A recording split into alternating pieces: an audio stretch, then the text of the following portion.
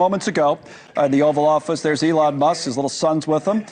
Behind the Resolute desk, the president. Let's listen. Great guy. High IQ. He's a high IQ individual. And he's got this, check out this cool chain he's got. So thank you very much. We had a busy day today. The king just left, and we've had a great discussion, terrific discussion concerning Gaza and everything else. We had discussions also about Saturday at 12 o'clock. It's going to be a big moment. We'll see what happens. I don't expect much happening with these people, but we'll see what happens. And we're going to be signing a very important deal today. It's DOGE, and I'm going to ask Elon to tell you a little bit about it and some of the things that we found, which are shocking. Billions and billions of dollars in waste, fraud, and abuse. And I think it's very important. And that's one of the reasons I got elected. I said, we're going to do that. Nobody had any idea it was that bad, that sick, and that corrupt. And it seems hard to believe that judges want to try and stop us from looking for corruption, especially when we found hundreds of millions of dollars worth, much more than that, in just a short period of time. And we want to weed out the corruption. And it seems hard to believe that a judge could say, we don't want you to do that. Well, so maybe we have to look at the judges, because that's a very serious, I think it's a very serious violation. I'll ask Elon Musk to say a few words, and we'll take some questions. Elon, go ahead. Sure. So at a high level, if you say what is the goal of DOGE, and I think a significant part of the presidency is to restore democracy. This may seem like, well, aren't we in a democracy? Well, if you don't have a feedback loop, okay, we would have to, if you sorry. So, tell you, gravitas can be difficult sometimes. If there's not a good feedback loop from the people to the government, and if you have rule of the bureaucrat, if the bureaucracy is in charge, and then what meaning does democracy actually have? If the people cannot vote and have their will be decided by their elected representatives in the form of the president and the Senate and the House, then we don't live in a democracy. We live in a bureaucracy. So it's incredibly important that we close that feedback loop, we fix that feedback loop, and that the public's elected representatives, the president, the House, and the Senate, decide what happens, as opposed to a large unelected bureaucracy. This is not to say that there are good people who are in the federal bureaucracy, but you can't have an autonomous federal bureaucracy. You have to have one that is responsive to the people. That's the whole point of a democracy. And if you looked at if you looked at the founders today and said, what do you think of the way things have turned out? Well, we have this unelected, fourth unconstitutional branch of government, which is the bureaucracy, which has, in a lot of ways, currently more power than any elected representative. And this is not something that people want, and it does not match the will of the people. So it's just something we've got to fix. And then we've also got to address the deficit. So we've got a $2 trillion deficit, and if we don't do something about this deficit, the country's going bankrupt. I mean, it's really astounding that the interest payments alone on the national debt exceed the Defense Department budget, which is shocking, because we spend a lot of money on defense. But if that just keeps going, we're essentially going to bankrupt the country. So what I really want to say is, like, it's not optional for us to reduce the federal expenses. It's essential. It's essential for America to remain solvent as a country, and it's essential for America to have the resources necessary to provide things to its citizens and not simply be servicing vast amounts of debt.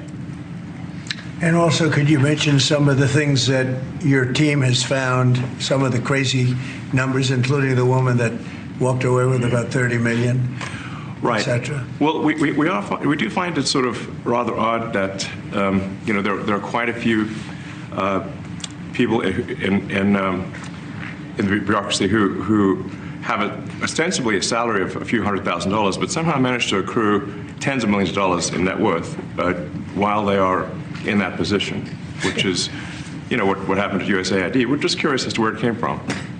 Maybe they're very good at investing, in which case we should take their investment advice, perhaps. But just there seems to be mysteriously they get wealthy. We don't know why. Where does it come from?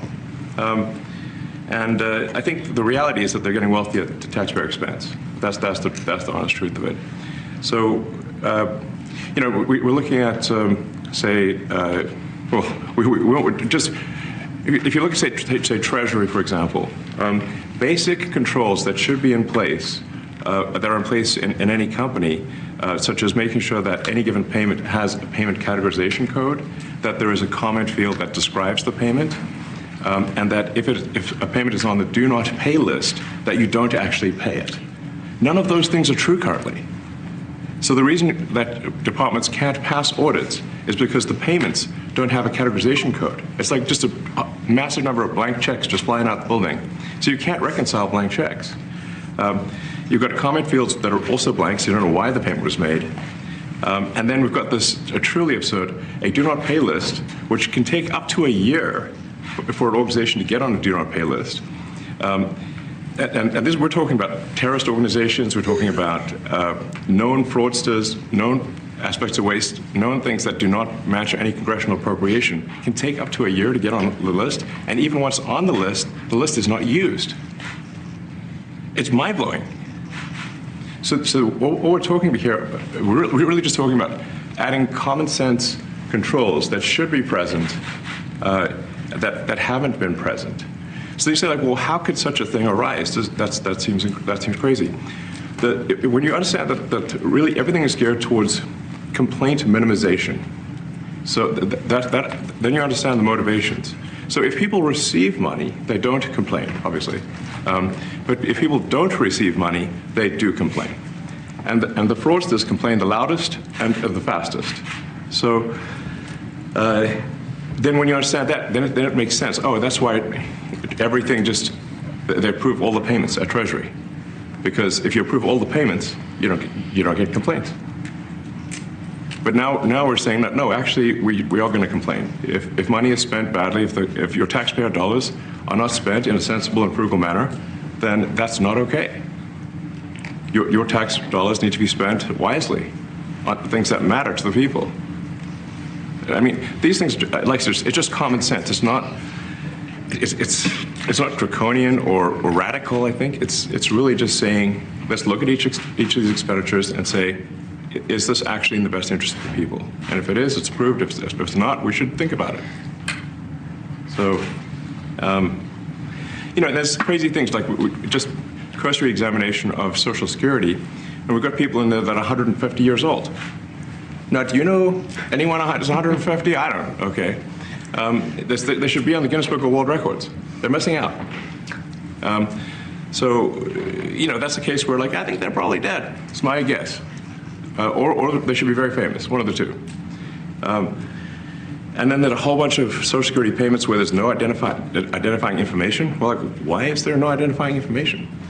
Obviously, we want to make sure that people who deserve to receive Social Security do receive it, and that they receive it quickly and accurately. Also, another crazy thing. So, one of the things is, like, we are trying to sort of right-size the federal bureaucracy, just make sure that this. Obviously, there need to be a lot of people working for the federal government, but not as many as currently. So we're saying, well, okay, well, if people can retire, with full benefits and everything, that would be good. They can retire, get their retirement payments, everything. And then we were told, this is actually, I think, a great anecdote, because we were told the most number of people that could retire possibly in a month is 10,000. We're like, well, why is that? Well, because all the retirement paperwork is manual on paper. It's manually calculated, then written down on a piece of paper. Then it goes down a mine. And like, what do you mean a mine? Like, yeah, there's a limestone mine where we store all the retirement paperwork. And you look at a picture of this mine. We'll post some pictures afterwards. And this mine looks like something out of the 50s because it was started in 1955. So it looks like it's like a time warp. And then the speed, the limiting factor is the speed at which the mine shaft elevator can move determines how many people can retire from the federal government. And the elevator breaks down and then, sometimes, and then nobody can retire. Doesn't that sound crazy? There's like 1,000 people that work on this.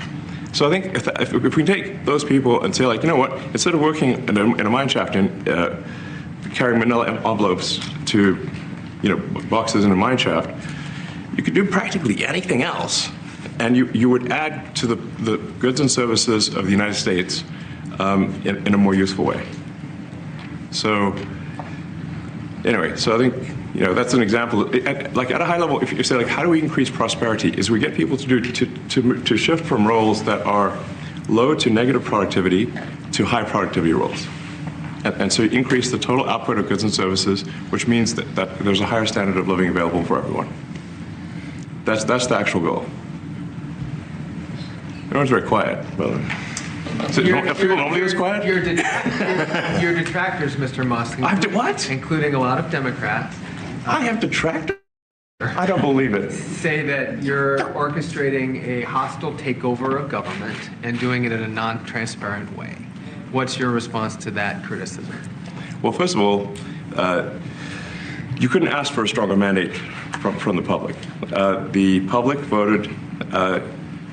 We have a majority of the public voting for President Trump. We won the House. We won the Senate. The people voted for major government reform. There should be no doubt about that. That was on the campaign. The president spoke about that at every rally. The people voted for major government reform, and that's what the people are going to get. They're going to get what they voted for. And a lot of times, people that don't get what they voted for, but in this presidency, they are going to get what they voted for. And that's what democracy is all about.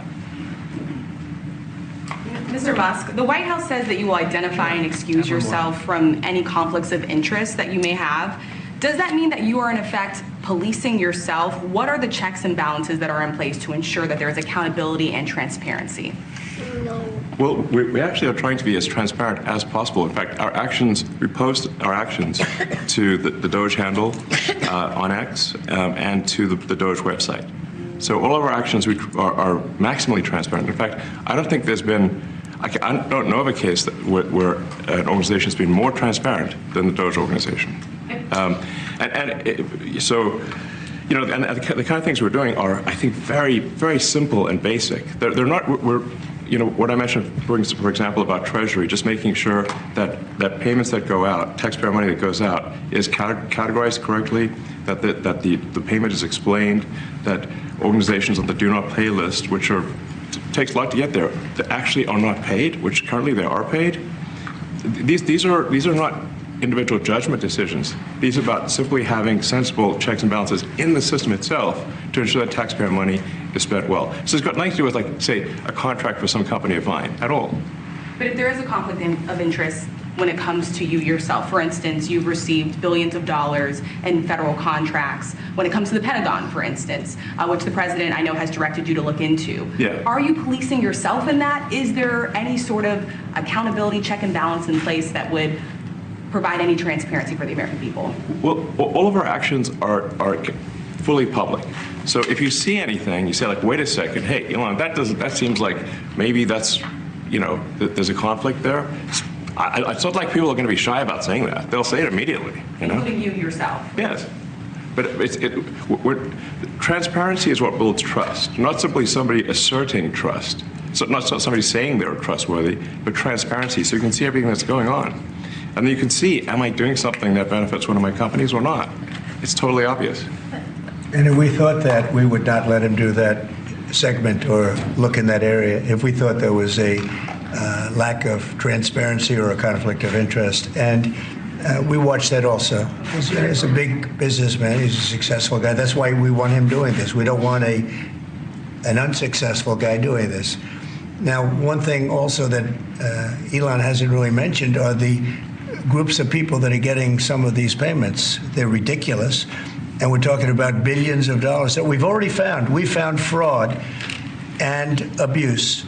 I would say those two words as opposed to the third word that I usually use, but in this case, fraud and abuse.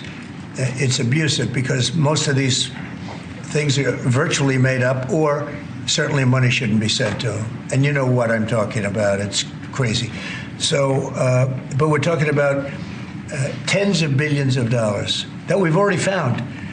And now a judge who's an activist judge wants to try and stop us from doing this. Why? Why would they want to do that? I campaigned on this. I campaigned on the fact that I said government is corrupt.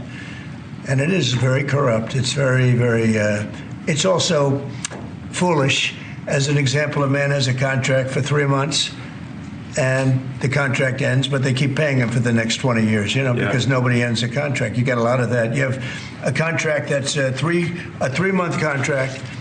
Now, normally, if you're in a small, in all fairness, it's the size of this thing is so big. Yeah. But if you have a contract and you're in a regular business, you end the contract in 3 months. It's a consultant. Here's a contract for 3 months, but it goes on for 20 years. And the guy doesn't say that he got money for 20 years, They don't say it. They just keep getting checks month after month. And you have various things like that, and even much worse than that, actually, much worse. And I guess you call that incompetence, maybe. Yeah. It could be corruption. It could be deals made on both sides, where I guess the money he kicks. I think there's a lot of kickback here. I see a lot of kickback here. There's a lot of kickbacks. Tremendous kickback, because nobody could be so stupid to give out some of these contracts. So he has to get a kickback. So that's what I got elected for, that and borders and military and a lot of things, but this is a big part of it. And I hope that the court system is going to allow us to do what we have to do. We got elected to among other things, find all of this fraud, abuse, all of this horrible stuff going on. And we've already found billions of dollars, not like a little bit, billions, many billions of dollars. And when you get down to it, it's going to be probably close to $1 trillion. It could be close to $1 trillion that we're going to find. That will have quite an impact on the budget. And you'll go to a judge where they handpick a judge, and he has certain leanings. I'm not knocking anybody for that, but he has certain leanings. And he wants us to stop looking. How do you stop looking? I mean, we've already found it. We have a case in New York where a hotel has paid $59 million, $59 million because it's housing migrants, illegal migrants, all illegal, I believe. And they were being paid twice the normal room rate at 100% occupancy. Unbelievable. So it's a racket. Mr. Musk, can I ask a question? You Well, said if I may sort of just going for the president's comments, at a high level, you say, well, what are the two ingredients that are really necessary in order to cut the budget deficit in half from $2 trillion to $1 trillion? And it's really two things: competence and caring. And if you add competence and caring, you'll cut the budget deficit in half. And I fully expect to be scrutinized and get a daily proctology exam, basically. Might as well just camp out there. So it's not like I think I can get away with something. I'll be scrutinized nonstop. But with the support of the president, we can cut the budget deficit in half from $2 trillion to $1 trillion, and then with deregulation, because there's a lot of sort of regulations that don't ultimately serve the public good. We need to free the builders of America to build, and if we do that, that means I think we can get the economic growth to be maybe 3-5%. And that means if you can get $1 trillion of economic growth and you can cut the budget deficit by $1 trillion, between now and next year, there is no inflation. There's no inflation in 26. And if the government is not borrowing as much, it means that interest costs decline. So the mortgage, their car payment, their credit card bills, anything, their student debt, the monthly payments drop. That's a fantastic scenario for the average American. I mean, imagine they're going down the grocery aisle and the prices from one year to the next are the same, and their mortgage, all their debt payments dropped. How great is that for the average American? We had That's no what we're idea. We had no idea we were going to find this much, and it's open. It's not like complicated. It's not simple stuff. It's like a lot of work. Yeah. You can't believe it. A lot of work. A lot of smart people involved. Very, very smart people. But you're talking about anywhere maybe $500 billion. It's crazy the kind of numbers you're talking about. You know, normally when you're looking at something, you'll find you're looking for 1 out of 100. Here, you're almost reversing it. You look for one that's good. Yeah. And you can look at the title and you say, why are we doing this? Why are we doing that? And the public gets it. You know, the public gets it. You've seen the polls. The public is saying, why are we paying all this money? This for years, this has gone on. Mr. Musk, President you Trump, said Senator, Yeah, go ahead. Wait, go ahead. Senator Rand Paul today said that DOGE cuts will ultimately need a vote in Congress. Do you agree with that? Is that the I plan? really don't know. I know this. We're finding tremendous fraud and tremendous abuse. If I need a vote of Congress to find fraud and abuse, it's fine with me. I think we'll get the vote, although there'll be some people that wouldn't vote. And how could a judge want to hold us back from finding all of this fraud and finding all of this incompetence? Why would that happen? Why would even Congress want to do that? Now, Congress, if we do need a vote, I think we'd get a very easy vote because we have a track record now. We've already found billions of dollars of abuse, incompetence, and corruption. A lot of corruption. If a judge does block one of your policies, part of your agenda, will you abide by that ruling? Will you comply Well, I with that always order? abide by the courts, and then I'll have to appeal it. But then what he's done is he's slowed down the momentum, and it gives crooked people time to cover up the books. You know, if a person's crooked and they get caught, other people see that, and all of a sudden it becomes harder later on. So, yeah, the answer is I always abide by the courts, always abide by them, and will appeal. But appeals take a long time, and I would hope that a judge, if you go into a judge and you show him, here's a corrupt situation, we have a check to be sent, but we found it to be corrupt. Do you want us to send this corrupt check to a person, or do you want us not to give it and give it back to the taxpayer? I would hope a judge would say, don't send it, give it back to the taxpayer. Yeah, if I can add to that, what we're finding is that a bunch of the fraud is not even going to Americans. So I think we can all agree that if there's going to be fraud, it should at least go to Americans. But a bunch of the fraud rings that are operating in the United States and taking advantage of the federal government, especially in the entitlements programs, are actually foreign fraud rings. They're operating in other countries and actually exporting money to other countries. We should stop that. Mr. Musk, And this is big numbers. We're talking about $100 to $200 billion a year. Sure. Serious money. Mr. Musk, you said on X that an example of the fraud that you have cited was $50 million of condoms was sent to Gaza. But after fact check this, it apparently Gaza in Mozambique, and the program was to protect them against HIV. So can you correct the statements? It wasn't sent to Hamas, actually. It was sent to Mozambique, which makes sense why condoms was sent there. Yeah. And how can we make sure that all the statements that you said were correct, so we can trust what you say? Well, first of all, some of the things that I say will be incorrect and should be corrected.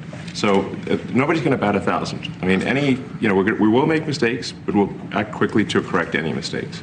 I'm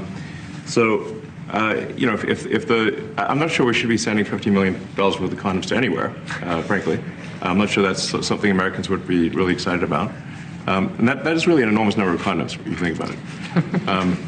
But if it went to Mozambique instead of Gaza, I'm like, okay, that's not as bad, but still, why are we doing that? Mr. Musk, can you talk a little bit about how closely you're working with agency heads as you're directing these cuts? Do they have how much input do agency heads have when you're making these decisions? Yeah, we work closely with the agency heads, there are sort of checks in place. So it's not just us just going in and doing things willy-nilly. It's in partnership with the agency heads, and I check frequently with the president to make sure that this is what the president wants to have happen. So we talk almost every day, and I double check things to make sure, is this something, Mr. President, you want us to do this? Then we'll do it. USAID has been one of your main targets. Are you concerned at all that some of the cuts or that shutting that agency altogether may lead to diseases or other bigger problems starting in other countries that then come to the United States? Yeah, so that's an interesting example. So that's something where we work closely with the State Department and Secretary Rubio. And we have, for example, turned on funding for Ebola prevention and for HIV prevention. Left that, you said? Yes, correct. And we are moving fast, so we will make mistakes, but we'll also fix the mistakes very quickly. So, do you see it as a worthy cause, USAID? I think that there are some worthy things, but overall, if you say what was the bang for the buck, I would say it was not very good. And there was far too much of what USAID was doing was influencing elections in ways that I think were dubious and do not stand the light of day. I can just ask a follow-up to the Pentagon contracts. If you have received billions of dollars in contracts from the Pentagon, and the president's directing you to look into the Department of Defense, is that we a definitely need conflict to of do interest? and are going to do at the president's request. Does that present a conflict of interest for you? No, because you'd have to look at the individual contract and say, first of all, I'm not the one, filing the contract. It's people at SpaceX or someone who will be putting for the contract. And I'd like to say, if you see any contract where where it was awarded to SpaceX and it wasn't by far the best value for money for the taxpayer, let me know, because every one of them was. The president said the other day that you might look at treasuries. Could you explain that a little bit? What kind of fraud, and that question goes to both of you, what kind of fraud are you expecting to see or do you see right now in U.S. treasuries? Yeah, I think you mean the Treasury Department as opposed to Treasury bills, or. You also referenced treasuries on Air Force One the other night. Go ahead. Well, as I mentioned earlier, really the first order of business is to make sure we're actually collecting. Sorry for this. I thought my son might enjoy this, but he's sticking his fingers in my ears and stuff. So it's a bit hard to hear sometimes. Hey, stop that. No, the stuff we're doing with the Treasury Department is so basic that you can't believe it doesn't exist already. So for example, like I mentioned, just making sure that when a payment goes out, it has to have a payment categorization code. It's like, what type of payment is this? You can't just leave the field blank. Currently, many payments, the field is left blank. And you have to describe what's the payment for, some basic rationalization. That also is left blank. So this is why, the Pentagon, when's the last time the Pentagon passed an audit? I mean, a decade ago, maybe? Ever? Really? And we want to, just in order to actually pass audits, you have to have financial information that allows you to trace the payments. And once in a while, the Treasury has to pause payments if it thinks the payment is going to a fraudulent organization. If a company or an organization is on a do not pay list, we should not pay it. I'm sure you would agree. It's like if it's quite hard to get on that payment, the do not pay list, it means that this is someone that is just, it's like dead people, terrorists, known fraudsters, that kind of thing. We should not pay them. But currently we do, which is crazy. We should stop that. Many transactions. And by the way, hundreds, thousands of transactions like that. We have a big team. And for the sake of the country, I hope that the person that's in charge and the other people that report to me that are in charge are allowed to do the right thing, namely make sure everything's honest, legitimate, and competent.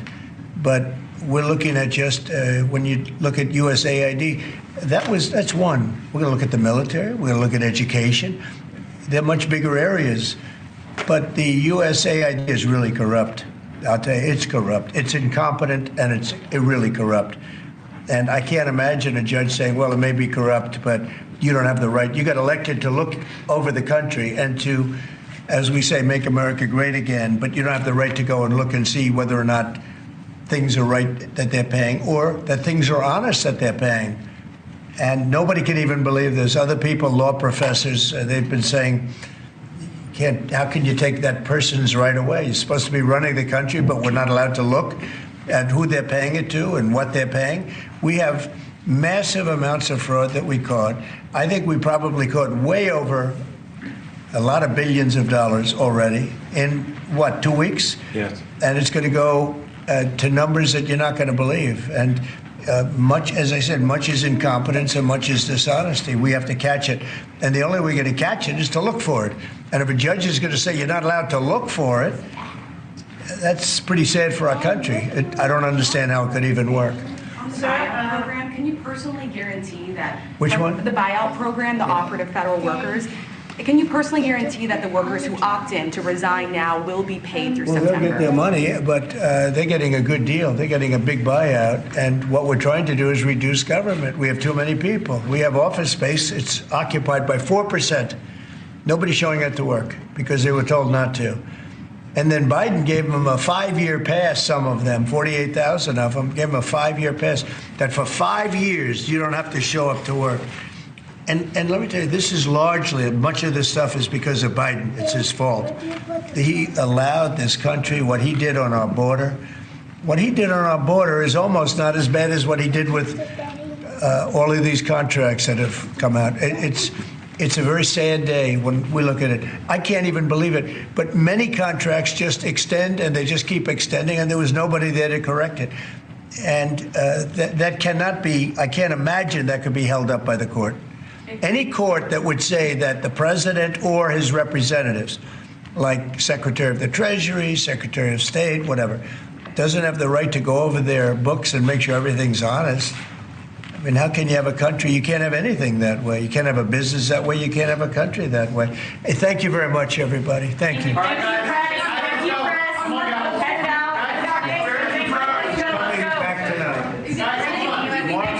Will be at the White House tonight at about 10 o'clock. If you want to come over, you can say hello to him. Did you guys get anything in return? Not much. No, they were very nice. We were treated very nicely by Russia, actually. I hope that's the beginning of a relationship where we can end that war and millions of people can stop being killed. They've lost millions of people. They lost, in terms of soldiers, probably 1.5 million soldiers in a short period of time. We got to stop that war. And I'm interested primarily from the standpoint of death. We're losing all those soldiers. And they're not American soldiers, they're Ukrainian and Russian soldiers. But you're probably talking about 1.5 million. I think we got to bring that one to an end. Okay? Thank you. Thank you very much. Thanks so much for watching. Just go to joinnn.com to find NewsNation on your television provider. And don't forget to click the red subscribe button below to get more